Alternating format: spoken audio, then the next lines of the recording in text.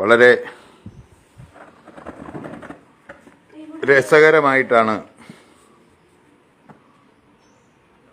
നമ്മുടെ മാധ്യമങ്ങളിലൂടെ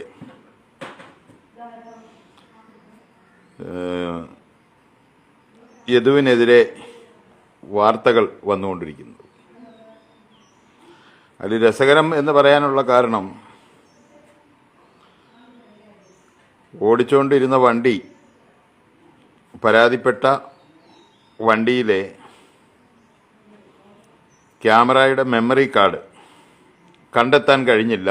പക്ഷേ ഇയാൾ KSRTC കയറിയപ്പോൾ മുതലുള്ള, ജോലിക്ക് കയറിയപ്പോൾ മുതലുള്ള ട്രിപ്പ് ഷീറ്റ് അത് KSRTCയുടെ ഓഫീസിൽ ലഭ്യമാണ്. ഏതായാലും ആ ട്രിപ്പ് ഷീറ്റ് നോക്കി വഴി നീളെ, പിന്നെ ആ പരാതിക്ക് അങ്ങനെ ഒരു ഗുണമുണ്ട്, ഈ വണ്ടി ഓടിച്ചിരുന്നത് അല്ലെങ്കിൽ അതായത് അതിൻ്റെ സമയം, അതിൻ്റെ റൂട്ടൊക്കെ മനസ്സിലാക്കാൻ സാധിക്കും. ഇനിയിപ്പോൾ ആ റൂട്ട് നോക്കിയിട്ട് ഇതിപ്പം വഴിക്കടവ്, നിലമ്പൂര് ഒക്കെ പോയെന്നാണ്. അപ്പോൾ ഇനി അവിടെയൊക്കെ ഇത്ര മണിക്ക് ഇന്ന സ്റ്റാൻഡിലുണ്ടായിരുന്നു എന്നൊക്കെയാണ്. ആ സ്റ്റാൻഡിൽ ബാത്റൂമിൽ വെച്ച് അങ്ങനെ ചെയ്തു, ഇങ്ങനെ ചെയ്തു, അല്ലെങ്കിൽ ആരെ എന്തും അവിടെ വെച്ച് ചെയ്തു എന്ന് സ്ത്രീകൾ പറഞ്ഞാൽ ഇല്ല എന്ന് തെളിയിക്കേണ്ടി വരും. ആ പരാതിയുടെ അത് തുടക്കമായതോളെന്നാണ് അവർ തന്നെ പറഞ്ഞിരിക്കുന്നത്. ഇതിനൊക്കെ കാരണം എന്താണെന്ന് വെച്ചാൽ അതിനൊരു വലിയ കാരണമുണ്ട്. മറ്റൊന്നുമല്ല, അയാൾ കോടതിയെ സമീപിച്ചതാണ് വിഷയമായത്. കാരണം ഈ കൊടുത്ത അല്ലെങ്കിൽ ഈ ചെയ്ത നടപടി പോലീസിനുൾപ്പെടെ പണിയാവും. കാരണം രാത്രി 10:30 പട്ടം മുതൽ 3.5 കിലോമീറ്റർ ദൂരത്തിൽ ഇയാളുടെ വണ്ടിയുടെ ഇടത്തുവശത്തൂടെയും വലത്തുവശത്തൂടെയും ഓവർടേക്ക് ചെയ്യുകയും മുന്നിൽ സീബ്ര ലൈനിൽ പൊതുഗതാഗതം റോഡ് തടസ്സപ്പെടുത്തിക്കൊണ്ട് വാഹനം പാർക്ക് ചെയ്യുകയും ഡോറ് തുറന്ന് ഡ്രൈവറെ കയ്യേറ്റം ചെയ്ത് യാത്ര തടസ്സപ്പെടുത്തി, ഇതെല്ലാം തെളിവുള്ളതാണ്, സാക്ഷികളുള്ളതാണ്. ഒന്നും വേണ്ട, ട്രിപ്പ് മുടങ്ങി എന്നുള്ളത് തന്നെയാണ് സത്യം. അത് മാത്രമല്ല, അതിലും രസകരം, ഈ വാഹനം കൊണ്ടുപോയി യൂണിവേഴ്സിറ്റി കോളേജിൻ്റെ മുമ്പിൽ ഇട്ടുകൊടുത്തു എന്നുള്ളതാണ്. അപ്പോൾ പിന്നെ മെമ്മറി കാർഡ് എവിടെ പോയി എന്നൊന്നും, പിന്നെ പാഴൂർ പടിപ്പര വരെയൊന്നും പോകേണ്ട ആവശ്യമില്ല. ഇനി എനിക്ക് തോന്നുന്ന മിക്കവാറും ഈ വണ്ടിയുടെ റൂട്ടൊക്കെ നോക്കിയിട്ട് യദു അപമര്യാദയായി പെരുമാറിയവരുടെയും ആംഗ്യം കാണിച്ചവരുടെയൊക്കെ വല്ല മനുഷ്യ ചങ്ങലയോ വല്ലതും വന്നാലും അത്ഭുതപ്പെടാൻ ഒന്നുമില്ല. പക്ഷേ ഇപ്പം ഈ തീയതി വെച്ച് കുന്നംകുളം എന്ന് പറഞ്ഞ് തൃശ്ശൂർക്ക് മാറ്റിയിട്ടുണ്ട്, ഫോട്ടോ ഒക്കെ ഇറങ്ങിയിട്ടുണ്ട്. പക്ഷേ ഇവർക്കൊരബദ്ധം പറ്റി. അയാളുടെ ട്രിപ്പ് ഷീറ്റ് നോക്കിയപ്പം സ്വന്തം ട്രിപ്പ് ഷീറ്റ് നോക്കാൻ മറന്നുപോയി. ആ ദിവസങ്ങളിൽ ഷൂട്ടിങ്ങിനോടനുബന്ധിച്ചോ മറ്റോ ഇവർ മറ്റ് കേരളത്തിന് പുറത്തായിരുന്നു എന്നുള്ള ഒരു വിവരം ഫേസ്ബുക്കിലൂടെ പുറത്തു വരുന്നുണ്ട്. അതായത് പ്രതിയായ യദു വാഹനം ഓടിച്ചിരുന്ന ദിവസം ഇങ്ങനെ സംഭവിച്ചു എന്ന് പറയുമ്പോൾ ആ സംഭവ സ്ഥലത്തല്ല ഇവരുണ്ടായിരുന്നത്, കേരളത്തിന് പുറത്തായിരുന്നുവെങ്കിൽ കേസിൻ്റെ മെരിറ്റ് അവിടെ പോയി നിൽക്കും എന്നുള്ളത് സാമാന്യ ബുദ്ധിയുള്ളവർക്ക് മനസ്സിലാകും. ഇത് സാമാന്യ ബുദ്ധിയെ ചോദ്യം ചെയ്യുന്ന വളരെ നീചമായിട്ടുള്ള ആക്രമണമാണ്. അത് പിന്നെ ഒരു ആലപ്പടക്കത്തിൽ ഒരു പടക്കത്തിന് തീ കത്തിക്കഴിഞ്ഞാൽ പിന്നെ എല്ലാ പടക്കവും പൊട്ടു പറഞ്ഞവരെ ഇതിപ്പം തുടർച്ചയായിട്ട് സംഗതിയൊക്കെ വന്നോളും. പക്ഷേ അതിനകത്ത് സംഭവിക്കുന്ന ഈശ്വരൻ്റെ ഇടപെടലെന്ന് പറയാം. കാരണം സത്യത്തിനെതിരായിട്ടാണ്. വെറും ദുർവാദിക്കും അഹങ്കാരത്തിനും തോന്നിവാസത്തിനും വേണ്ടിയിട്ട് കാണിച്ചു വെക്കുന്നതാണ് ഈ പരിപാടി. അങ്ങനെ കാണിച്ചു വെച്ചപ്പോൾ വരുന്ന അബദ്ധമായത്. കാരണം അവർ സ്ഥലത്തില്ല. അവൻ വണ്ടി ഓടിച്ചൊക്കെ കറക്റ്റാ ദിവസമൊക്കെ, പക്ഷെ അവർ സ്ഥലത്തില്ലാതെ ഇത് സംഭവിച്ചു എന്ന് പറയുമ്പോൾ തന്നെ പാളും. അങ്ങനെയാണ് ഫേസ്ബുക്കിലൂടെ ഒരു വിവരം കേട്ടാലായത്. അപ്പോൾ അതെല്ലാം ഏതായാലും പോട്ടെ. ഞാൻ ഓർത്തു പോകുന്ന മറുനാടൻ ഷാജന് നേരെ ആക്രമണമാണ്. ഈ ആക്രമണത്തിൽ ഷാജൻ അവസാനം സുപ്രീം കോടതിയെ സമീപിക്കേണ്ടി വന്നു.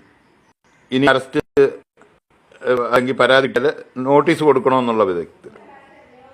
ഇതിപ്പോൾ ഇങ്ങനെ ഇമാതിരി ഏർപ്പാട് വരുമ്പോൾ തീർച്ചയായിട്ടും ടി പി സെൻകുമാർ സാർ പറഞ്ഞ പോലെ യദുവിന് പിന്നിൽ അതിനൊക്കെ നിയമ നടപടി സ്വീകരിക്കുക എന്ന് പറയുന്നത് വലിയ ഭാരിച്ച ചെലവുള്ള കാര്യമാണ്. അപ്പോൾ അതെ, മേയർ ഇതെല്ലാം കോടതി വരുമ്പോൾ മേയറുടെ ഹിസ്റ്ററി കോടതി വരും. മേയറുടെ ലെറ്റർ പാഡിൽ പാർട്ടിക്ക് കത്തെഴുതി എന്നുള്ളത് മാത്രമല്ല, ഇവർ ഇന്ത്യൻ പ്രസിഡന്റിൻ്റെ വാഹന വ്യൂഹത്തിലേക്ക് വണ്ടി ഓടിച്ചു കയറ്റിയതാണെന്നും ഇവരിങ്ങനത്തെ സ്വഭാവക്കാരാണെന്നും മാത്രമല്ല, ഞങ്ങളോടെല്ലാം അപമര്യാദയായി പെരുമാറുക എന്നതാണ് ഈ സ്ത്രീ എന്ന് തിരുവനന്തപുരം നഗരസഭയിലെ പ്രതിപക്ഷ അംഗങ്ങൾ, കൗൺസിലർമാർ കോടതിക്ക് മൊഴി നൽകാതിരിക്കുമോ? കോടതി മൊഴി കിട്ടിക്കഴിഞ്ഞ് കഴിയുമ്പോൾ ഇവർ സ്ഥിരം ഇങ്ങനെയാണെന്നും അധികാരത്തിൻ്റെ അഹങ്കാരമാണെന്നും സർസിപിയുടെ സ്ത്രീരൂപമാണെന്നും ഒക്കെ ചിലപ്പോൾ കോടതിയിൽ നിന്ന് പരാമർശം വരെ ഉണ്ടാകാം, ഇങ്ങനെ ഇടപെടരുതെന്ന്. അത് തന്നെയല്ല, ഒരു നിയമസഭാംഗം നിയമനിർമ്മാണ സഭയിലിരിക്കുന്ന ആളാണ് നിയമവിരുദ്ധമായിട്ട് പെരുമാറിയത്. ഇതൊക്കെ അവൻ്റെ ജനന സർട്ടിഫിക്കറ്റ് ഉൾപ്പെടെ, അതായത് ഈ യദുവിൻ്റെ ജനന സർട്ടിഫിക്കറ്റ് ഉൾപ്പെടെ അവൈലബിളാണ്. പക്ഷേ കഴിഞ്ഞ ദിവസത്തെ ബസ്സിലെ മെമ്മറി കാർഡ് അവൈലബിൾ അല്ല, കണ്ടെത്താൻ സാധിക്കുന്നില്ല.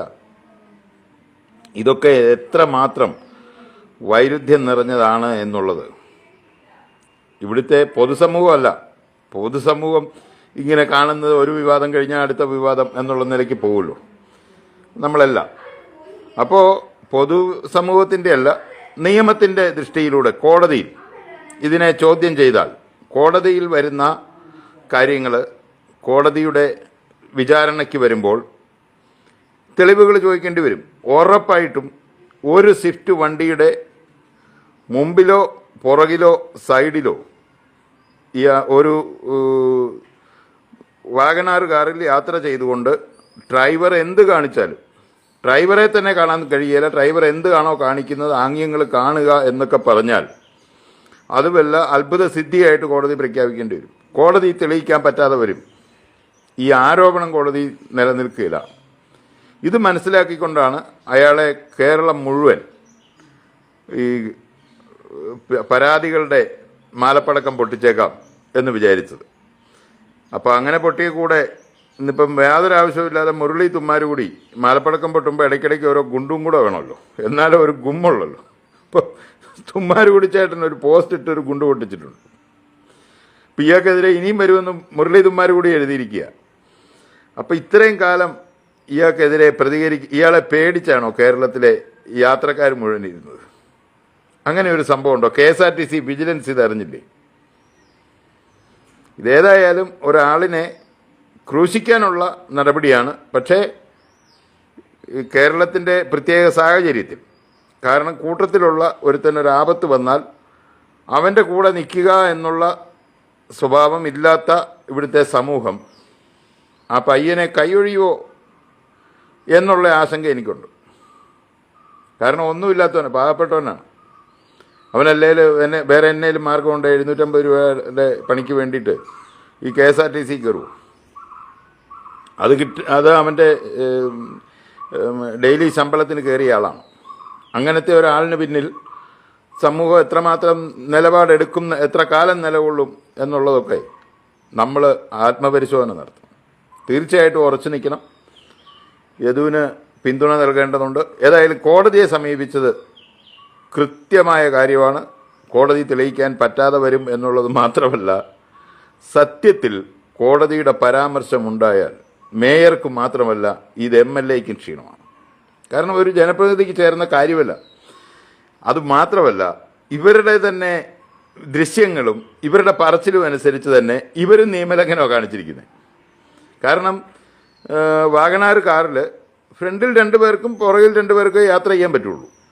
അതിലാണ് 5 പേര് യാത്ര ചെയ്തത്. ഇതുൾപ്പെടെ ഇവർ നിയമം ലംഘിച്ചിട്ടുണ്ട്. ഇവർ വന്ന് ഈ വണ്ടി നിർത്തിയിട്ട് ആ ദൃശ്യങ്ങൾ ഒന്നുകൂടെ നോക്കിക്കഴിയുമ്പോൾ സീറ്റ് ബെൽറ്റ് ഇട്ടിട്ടുണ്ടായിരുന്നോ ഇതൊക്കെ നോക്കേണ്ടി വരും. അത് തന്നെയല്ല, ഏറ്റവും നിയമലംഘനം കാണിച്ചത് പോലീസ് ഉദ്യോഗസ്ഥരാണ്. അതെന്താന്ന് വെച്ചാൽ പോലീസ് ഉദ്യോഗസ്ഥർ ഇങ്ങനെ ഒരു പരാതി കിട്ടിയാൽ, മറ്റൊരു പൗരന്റെ പരാതിയാണെങ്കിൽ ഇവർ ഓടി വരുമോ? അത് തന്നെയല്ല, വന്നാൽ നിങ്ങൾ ഈ കാണിച്ചത് നിയമലംഘനമാണ്, വാഹനം തടഞ്ഞു നിർത്തി ഡ്രൈവറെ ഡോറ് തുറന്ന് ഭീഷണിപ്പെടുത്തുക, അതുപോലെ കയ്യേറ്റം ചെയ്യുക, ഇതൊക്കെ നിങ്ങൾ കാണിച്ച നിയമലംഘനമാണ്. നിങ്ങൾ സ്റ്റേഷനിലോട്ട് വരാൻ അവരോട് പറയാൻ ബാധ്യസ്ഥനാണ് ഒരു പോലീസ് ഓഫീസർ.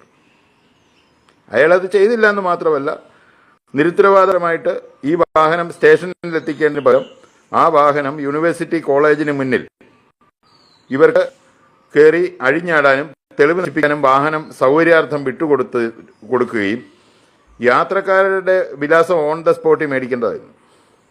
അവരാണല്ലോ സാക്ഷികൾ. വേണ്ടതൊന്നും ചെയ്യാതിരിക്കുകയും വേണ്ടാത്തത് ചെയ്യുകയും ചെയ്ത പോലീസ് ഉദ്യോഗസ്ഥരും ഇക്കാര്യത്തിൽ നിയമപരമായ മറുപടി പറയാൻ അല്ലെ ശിക്ഷാർഹരാണ്. ഒരു ദിവസത്തിന് സസ്പെൻഡ് ചെയ്യാനാണെങ്കിലും ശിക്ഷ തന്നെയാണ്. ഇയാളെ ട്രെയിനിങ്ങിന് അയക്കണം, നിയമം പഠിച്ചിട്ട് വരണം. നിയമത്തിൻ്റെ അത്യാവശ്യം ബാലപാഠങ്ങൾ പോലീസുകാർ പഠിച്ചിരിക്കേണ്ടതുണ്ട്.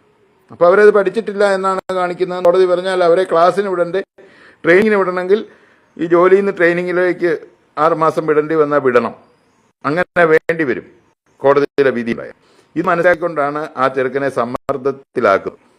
സമ്മർദ്ദത്തിലാകും എന്നവൻ്റെ ഒരു ബോഡി ലാംഗ്വേജ് കണ്ടിട്ട് തോന്നുന്നില്ല. കുറച്ചൊരു നട്ടലുള്ള ജനുസാണെന്ന് തോന്നുന്നു. ആണെങ്കിൽ പണി.